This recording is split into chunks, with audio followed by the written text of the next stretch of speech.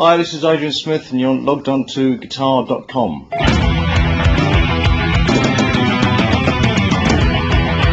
So I'd say a really good one, someone told me to warm up, is just use a real clean sound. Just do.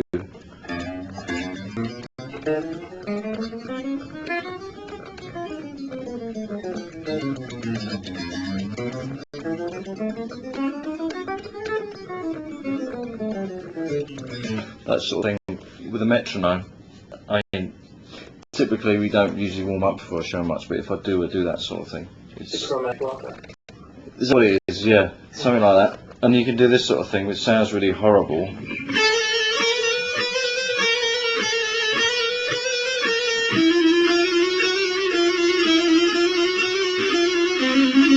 Or that sort of thing.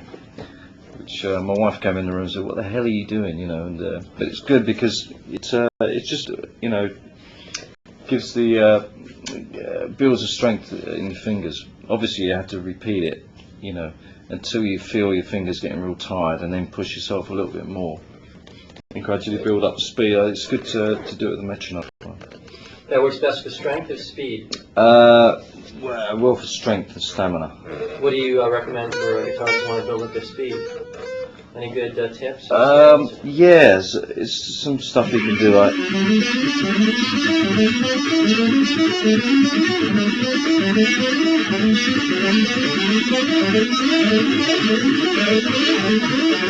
you know, and if you get it and you put it in the right place, you know, it can sound quite good. But again, you can't really do that unless you got to do the sort of groundwork, the sort of all that sort of stuff, and get to the point where you can push your fingers, you know, until they hurt a bit, and then you get used to doing it, and then you find it's like, you know, playing a sport. If you wanna go out and play tennis for 2 hours in a match, you got to practice for 3 hours, you know. So you know, when it comes to the gig, you can do it with ease, you know.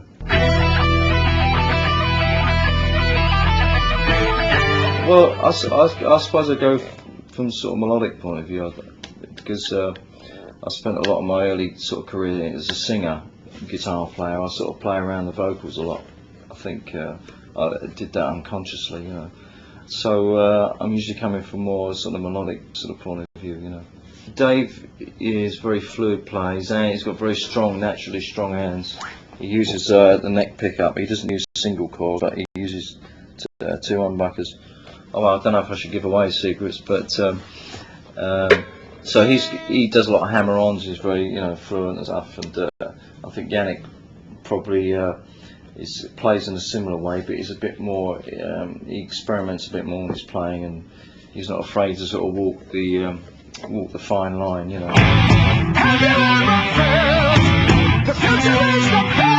I think on this last record we did, it was a bit more spontaneous, you know. The producer encouraged us not to work things out and just try to go for things. So, you know, for example, The Wicker Man.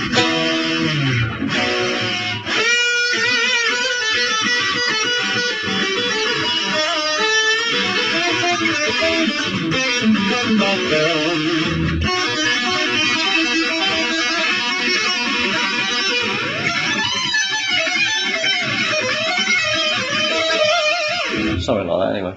So there's bits of everything in there, really. You got sort of a blues lick, you got a sort of a more classical thing, and then a sort of a fast bit at the end, you know. Just try and have a good good definite beginning, a few catchy bits in it that maybe people will remember, and a little bit of a flurry or a fancy bit in there, you know, too. Can you demonstrate how a more pick-heavy approach gives you a different kind of sound than maybe something filled with hammer-ons and bullets? Well, you can do the sort of which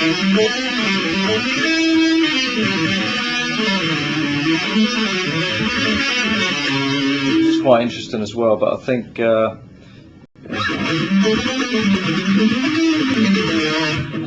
that to me that sounds kind of heavier, and it depends. It also depends what you play as well. Sometimes that more legato stuff, what we do, it gets a bit lost. I think it's the way you approach it, really. It's just what you want to hear yourself. I think as well, because Dave does a lot of that kind of style. You know, you got to try and find your own niche in the sort of spectrum of the sound, you know, and make sure you don't.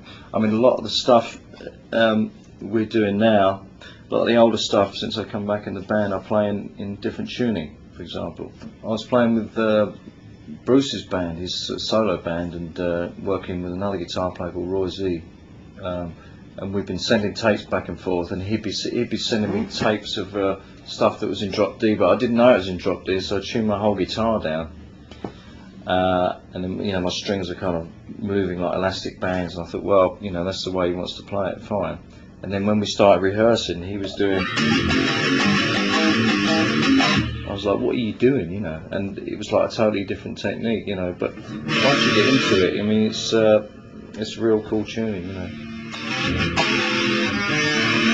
And when you drop your D, you always got to tune it a little bit slightly flat, because when you fret it, it tends to go sharp.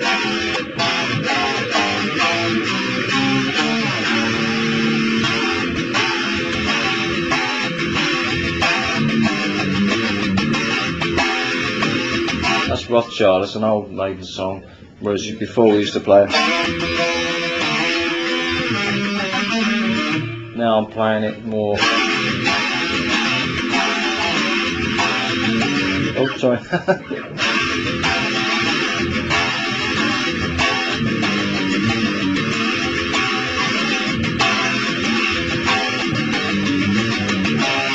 That sort of thing. Also, Number of the Beast. Yeah, before it was. You had no. Again, it was a song written in D, which is not a typical heavy rock guitar key. It was written by Steve. So if you tune the D string down, you got that nice.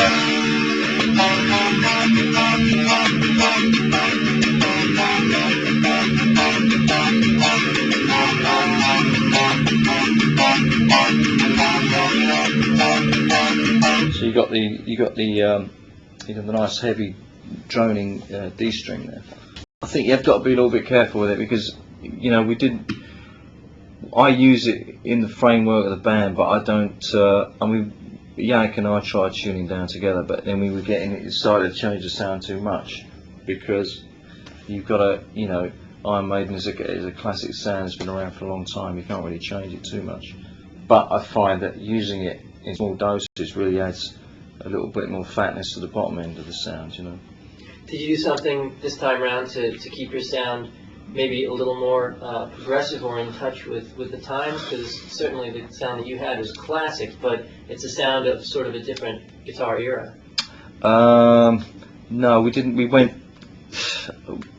We just sound the way we sound. I mean, I did do a few songs on the new album in that tuning, but it's not like an overpoweringly obvious thing. It's there, and if you take it away, you'd notice it, but it's not like we're all tuned down and then you're going to sound like, you know, Korn or something like that, and that wouldn't be right. You know, it's great what they do, but we've got to stick to what we do.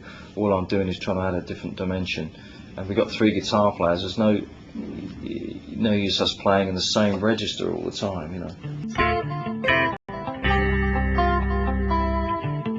Well, again, it's a lot of stamina. It's we do a lot of that galloping like the Trooper, typically.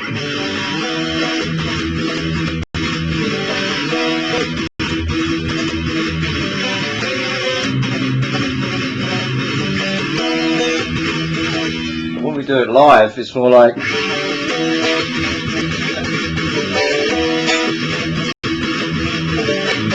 know, it's an adrenaline thing, and you start going, and if I try to play that for 5 minutes, I'd probably die, you know. But when you're on stage and you're playing in front of people, it gives you that energy, you know. But it's very kind of physical kind of guitar playing. It's like if you're a blues player, you can play a few licks and stop and sing a bit, have a cigarette and play a few more licks, which is great. But what we do is real.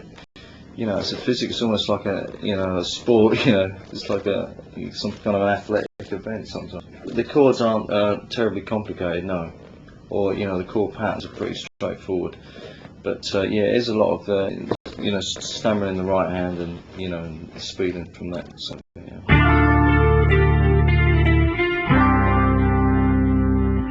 This thing I do a lot. I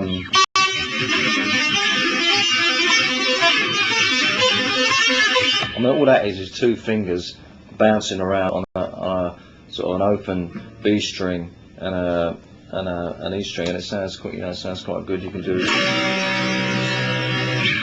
such a lot of.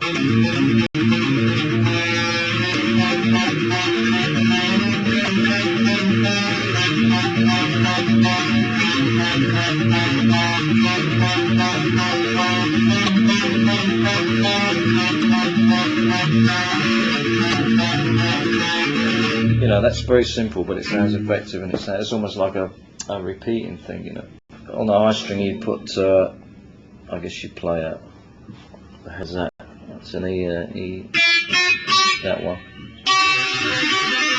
Then you just hammer on that one, and you got that one, but you keep that fretted.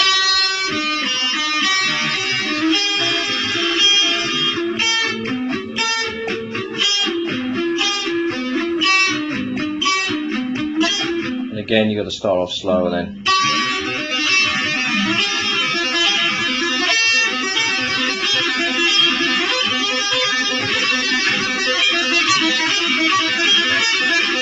And so on and so on, Can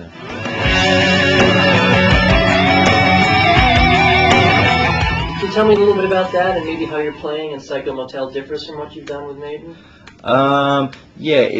That is a little bit more guitar heavy orientated, it's a typical situation where I'd sit down with a singer and I'd have a bunch of riffs, and we'd go through and we'd just see what comes out. It's more traditional guitar rock, but with the detune thing going on as well, and but it's got guitar solos in it and melodic vocals, but it's a little bit more modern kind of orientated rock.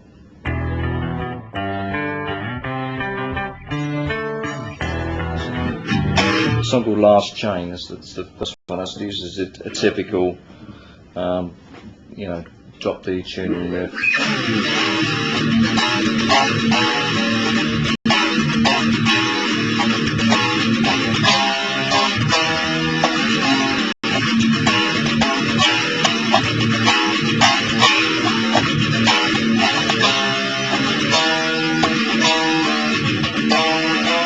So I forgot.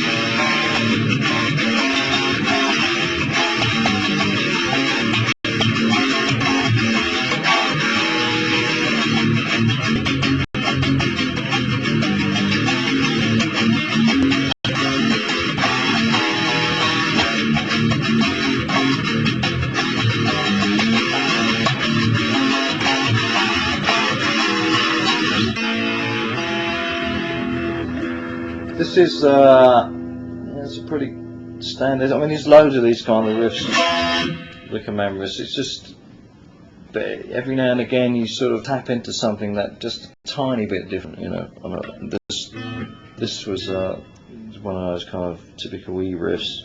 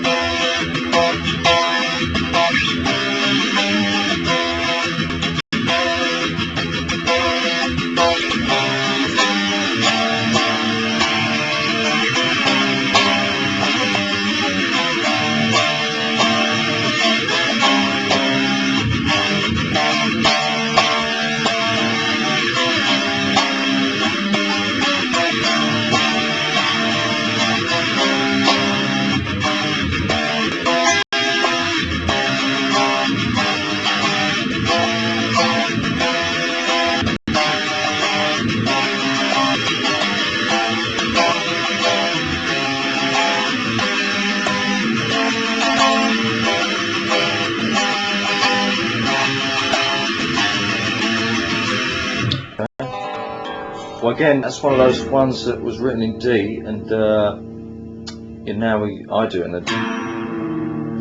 drop D.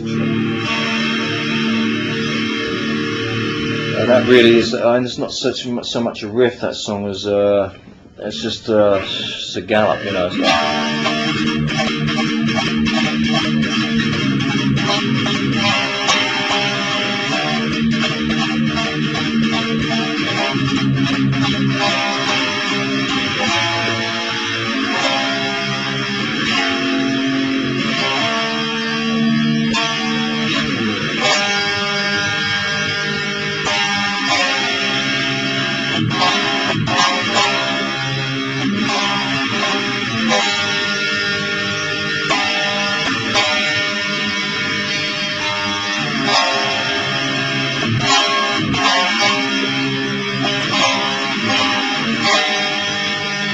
That's pretty simple, really.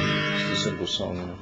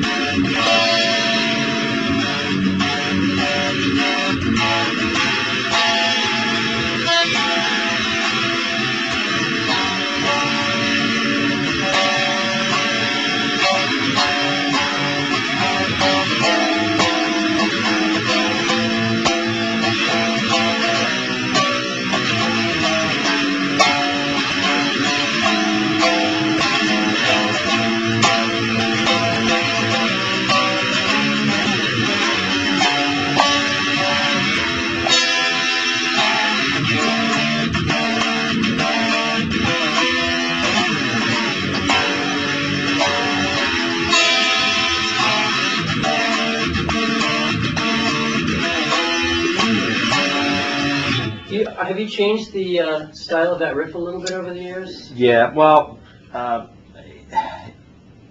yeah, I mean slightly. I mean not the, you can do things with a verse, you know, because you're just hanging on the F sharp. You can do that chord, which I never thought of doing when we were recording it. I wish I had, you know, one of those things that sort of, you know, almost gets better over the years, you know.